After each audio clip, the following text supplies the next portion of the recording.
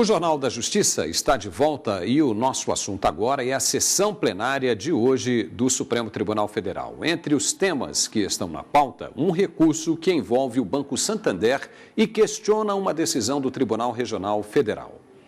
O recurso extraordinário volta a ser analisado pelo Supremo Tribunal Federal, que reconheceu a repercussão geral na matéria. Os ministros devem decidir se o valor da contribuição social sobre o lucro líquido pode ou não ser descontado da base de cálculo do imposto de renda de pessoa jurídica. O Banco Santander Banespa, autor do recurso extraordinário, argumenta que a decisão do TRF da Terceira Região de impedir a dedução vai contra alguns pontos da Constituição. Afirma ainda que a contribuição social sobre o lucro líquido é uma despesa obrigatória da empresa, não um rendimento que pode ser tributado com o imposto de renda. O ministro Joaquim Barbosa, relator do caso, já manifestou-se pela manutenção da decisão do TRF. O ministro Marco Aurélio foi favorável aos argumentos trazidos pelo Banco Santander e votou no sentido de haver necessidade de lei complementar sobre o tema. Nesta quarta-feira, o recurso extraordinário pode voltar ao plenário do Supremo, pois está na pauta de julgamento.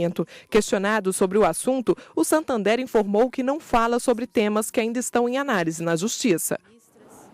E aqui conosco a nossa consultora jurídica da TV Justiça, doutora Gisele Reis. Boa tarde, Gisele. Tudo bem? Tudo bem, boa tarde. E agora, como é que fica essa questão? O julgamento será retomado com o voto de que ministro?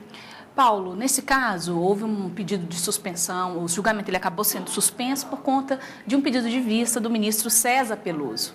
Então, agora, com a aposentadoria do ministro César Peluso, quem traz esse voto é o ministro Teori Zavascki, que foi quem sucedeu a vaga deixada em razão da aposentadoria do César Peluso. Como nós vimos na reportagem, 2 ministros já se pronunciaram. Um deles é o relator, o ministro Joaquim Barbosa, que entende pela manutenção da decisão que foi proferida pela Justiça Federal, pelo TRF, Terceira Região, e entende que na apuração do imposto de renda deve ser considerado o lucro real da empresa. Dentro desse lucro real da empresa é possível deduzir despesas operacionais, mas a contribuição social sobre o lucro líquido, na visão do ministro Joaquim Barbosa, não é uma despesa dedutível, ou seja, ela pode ser incluída na base de cálculo. Houve uma divergência que foi aberta pelo ministro Marco Aurélio e ele entende que essa decisão deve ser modificada, que na verdade a renda, a contribuição social sobre o lucro líquido é um ônus, ela não é um acréscimo, ela é um decréscimo de renda que por essa razão deveria ser deduzida. Então nós temos aí esses 2 posicionamentos e volta o julgamento com o voto vista do ministro Teori Zavascki. E qual seria o impacto de uma decisão num caso como este? Bom, de acordo com informações que foram prestadas pela Fazenda Nacional, em torno de 40 bilhões de reais.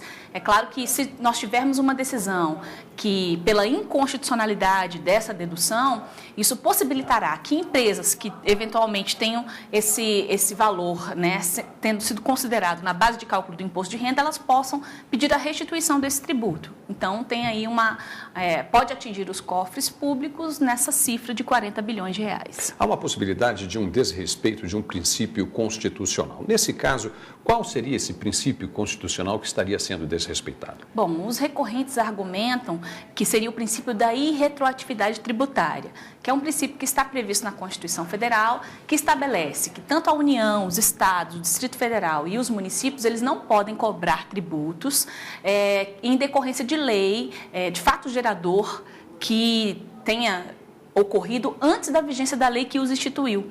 Então, esse seria o princípio que estaria sendo ofendido na visão do recorrente. Gisele, nós temos mais um assunto aqui para a gente comentar. É que garrafões de água já utilizados podem ser usados novamente por empresas concorrentes. Será?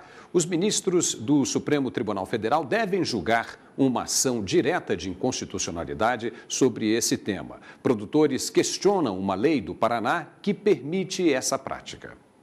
Os ministros devem decidir se o Estado do Paraná pode legislar sobre o tema ou, por ser matéria referente a direito comercial, águas e recursos minerais, somente a União teria competência para elaborar normas regulamentadoras.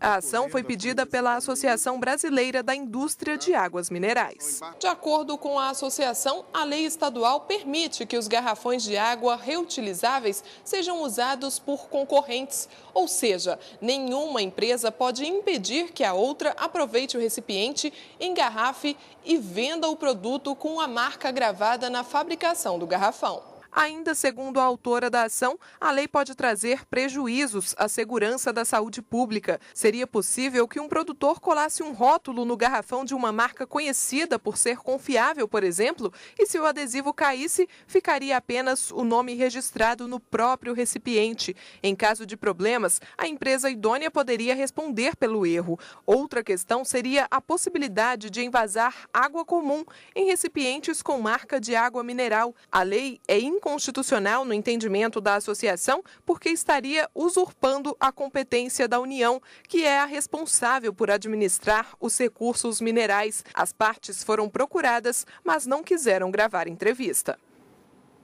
Pois é, e numa situação como essa, entra na discussão dos ministros do STF a proteção da marca original ou não? Entra sim, Paulo. O que acontece? Inclusive, a proteção à marca é um direito que está previsto na Constituição Federal, no artigo 5º, ele traz a proteção pelos inventos industriais, pela própria propriedade da marca. Então, sem dúvida, esse tema, ele entra na discussão dos plenários. Até porque, neste caso, essa lei que está sendo questionada, ela proibiu que, a partir da edição da lei, fosse utilizada qualquer marca nesses garrafões de água. Mas, em relação aos garrafões que já estavam marcados e estavam em circulação, permitiu que eles pudessem ser comercializados por qualquer outra empresa, inclusive as empresas concorrentes. Agora, no caso, né, da Assembleia Legislativa, ou seja, estadual, como é que fica a situação? Como é que ela se pronunciou em defesa da lei?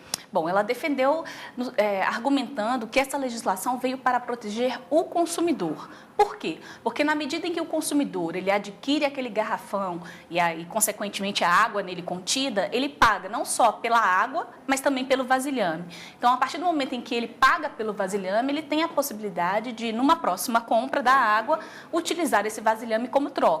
Então, a defesa que foi argumentada pela Assembleia Legislativa foi que essa lei não tratou de recursos minerais, mas tratou de consumo e, nesse sentido, ela foi editada na proteção do consumidor. Por essa razão, estaria dentro da competência legislativa concorrente que a Constituição Federal estabelece aos estados. Agora, com relação a essa matéria aqui no Supremo Tribunal Federal, já existe alguma posição dos ministros a respeito do tema ou não? O Supremo Tribunal Federal já analisou, sim, uma lei nesse sentido, no que diz respeito a uma legislação que tratava sobre o gás engarrafado, né? O gás liquefeito que era utilizado por meio de botijões reutilizáveis. Então, nessa legislação que foi analisada pelos ministros do Supremo Tribunal Federal, eles entenderam que foi uma legislação, inclusive, do Espírito Santo, entendeu que não houve ofensa à Constituição Federal, entendeu que, nesse caso, não havia nenhum perigo, nenhuma ofensa à proteção à marca e que a norma, no caso do Espírito Santo, ela tratou efetivamente de matéria de consumo, de produção e consumo.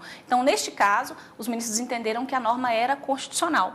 Essa é a decisão que existe em relação ao tema aqui no Supremo Tribunal Federal. Então, existe a possibilidade verdadeiramente dos ministros votarem essa matéria ainda hoje? Existe, sim. Está na pauta e é possível que eles votem. E, em relação a essa questão das marcas, ainda tem uma outra ação direta de inconstitucionalidade do Rio de Janeiro, que também trata do mesmo assunto. Então, em relação a esse tema, são duas ações diretas que efetivamente enfrentam esse tema.